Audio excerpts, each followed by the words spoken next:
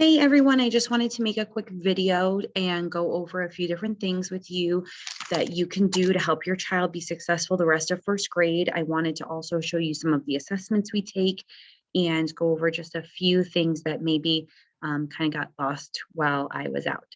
So I'm going to share my screen and I'm going to show you a few different things. So we have here our class rules to start with. We just try to keep our rules pretty simple, and these pretty much cover everything that I'm expecting of your child in class. If they are not following one of the rules, I give lots of reminders. If they are continuing to struggle with a rule, you will probably get a note in the agenda. I would really love it if you could check the agenda every night. Just sign it to let me know that you saw it, especially, if there's a note in there. That's really the best way to communicate. I'm using the Blooms app this year, so if you haven't signed up for that, the information went home at the beginning of the school year, and I can send it again if you need it. We also use the agendas like I mentioned, and that really is a very quick way for me to get any information. If there's something that needs to be signed quickly, it'll go in that. If there's information we get last minute from the school, it'll all be in the agenda. Sorry about that. Homework comes home every Friday.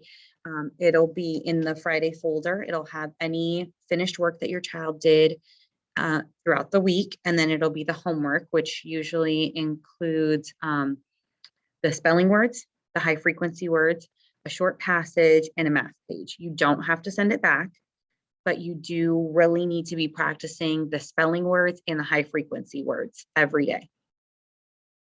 These are our specials. We just rotate through them. The schedule is on the back of your child's Friday folder. And we're gonna go starting at A again when we come back from winter break. So you can just kind of follow that every day and know what your kid had before the day before. And then just make sure they're wearing sneakers and bring a water for PE. But we go to recess every other day. So sneakers really are a great idea every day.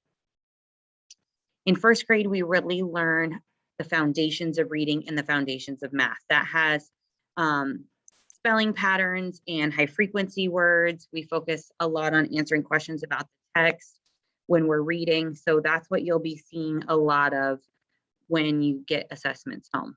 In math, we do a lot of number sense, adding and subtracting within 20, counting it within 120. We compare numbers, fractions, shapes, which we already did before winter break, and we tell time to the hour and half hour. That'll be coming up later on in the year. We take letter grades for language arts and math. We give S, N, or U for science and social studies. So all of the grades will be up in Skyward.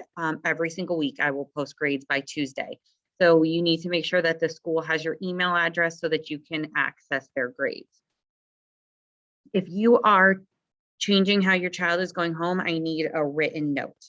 So that's super important that I know how your child's getting home, because if your child comes to school and tells me, oh, I'm going to walk home today instead of go in the car, I'm not going to send them that way unless they have a note. So, or you can call the front office if there's a change last minute.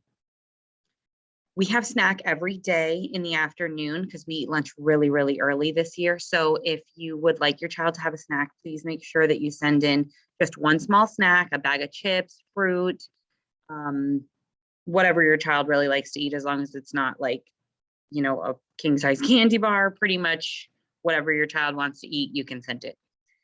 Also a water bottle they can refill throughout the day. It's good for when we go to recess, when we go to PE. We have some tests that we take. We take iReady 3 times a year. So we are actually doing that the week of the 10th. And that's just to monitor their progress in reading and in math. In class, we take language arts tests and math tests, and I'm going to show you all of those here in just a minute. So I will stop sharing my screen. Okay. So first, in our language arts tests, we have our weekly words that come home, and you're going to get just the strip that looks like this, and I'll put the grade over here of what they earned, and I will cross out any words that they didn't know.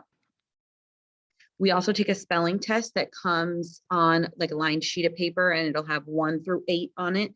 And on the back, it'll have the sentences. And when we do those sentences, I tell them the sentence, and I say it a bunch of times, as many times as they need, and they have to just write it down. And each sentence is taken out of 5 points. So they need to remember capital, punctuation, finger spaces. It needs to make sense, meaning they have all the words that I told them, and it needs to have the words spelled correctly. So if it's like a spelling pattern that we've learned or a high frequency word that we've learned, it needs to be spelled correctly. If it's a word that we haven't learned, then they just need to sound it out and do their best. We also take a writing test twice a quarter. So I will give them a writing prompt. They have to write it as, with the format that we have been learning, and then I will score it and put the score over here. The big one that we take is this comprehension test, and it looks like this. It'll have a little story. For right now, I'm still reading to them. So it'll have a story. Then it has comprehension questions about the story, usually like, what did the characters do? What happened next? What do you think would happen at the end? So it has a bunch of comprehension questions. Then they have high frequency word questions, which is why it's so important to practice those every night. So they will read the sentence and they have to pick which one makes sense. There are some word problems where I will tell them, like, I'm going to say a word. How many sounds do you hear in the word? I'm going to say a word. Which word rhymes with that? Then they have to identify the picture and find the word that's spelled correctly. And then there's usually a couple of questions about a grammar. So that's the really big one that's worth the most points. So when you're reading at home with your child, which I highly encourage you to do every single day, make sure you're asking questions. Who are the characters? What's the setting? What did they do after? What did they do first? What did they do last? Things like that are going to really help them answer these questions. So when you are reading, just focus on those details. That's really going to help them. And focusing on those high frequency words every night, just reviewing them. I don't want you spending hours doing homework. That's not my goal. 10 minutes max. Just read a story, answer some questions, flash the words a few times, and that's it. We practice them here at school also. So in math, we have a few things too. We have this, we call it the sprint. It's really just fluency, and we practice it every single day throughout the week with a dry erase marker. And then on Fridays, they take it out of the sleeve and they do it with pencil. It's not timed on Fridays. Throughout the week, we time it just to kind of get us seeing how fast we can do it. But on Fridays, they have as long as they need. We have a journal question. Most weeks, not every week, but most weeks we have a journal question, and I will score it here. It's out of 100, and I'll score it here. We also practice these every day. Not the same problem, but a similar style. Excuse me. We also have a quiz that we take most weeks, and this is one that we took before winter break. So it usually tells how many points it's out of, and I will score it and put a score at the top. All of those will come home in the Friday folder. We also take a math benchmark test, but that's twice a quarter. So those you will not see very often. When you're working at home, just as much practice as you can do with reading, mostly just spend time together reading. I think that is really the most important thing you can do at this point to help your child. With math, if you want to go over math facts, if you're in the car or you're taking a walk and you just want to say, like, what's 2 + 3? What's 5 - 1? Whatever, practicing those math facts, getting faster and faster, those are going to be really key to helping your child be more automatic with a lot of these math skills. So I think that pretty much covers academics and testing and things. I will be reaching out to some people to have conferences with you to sign the compact. If you weren't able to do that while I was out, I know some people weren't able to do that. So I'll be reaching out to you if I need to meet with you for any academic reason or for compacts or anything like that. I usually send a note home in the agenda so that you can see it right away. And if you just fill that out and send it back to me, I will get that scheduled. And it really will be like a 5-10 minute meeting, but the compacts we do have to meet in person. Some of the other things we can do over phone or over Zoom. So that's really whatever is convenient for you.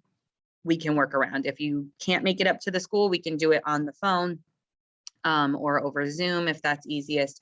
So there'll be a little spot on the note just for you to kind of indicate what's easiest for you. And of course, I'm always available through email. You can call the school and they'll connect you to me. You can message me through Blooms, any of those. Really Blooms and email, I can get back to you really quickly because I can just do that through the computer. So those are really, really quick for me to get back to you. Phone messages and things, you know, I have only certain times that I can call before school, during specials, and after school. So if you need like a super quick response, Blooms is really the way to go.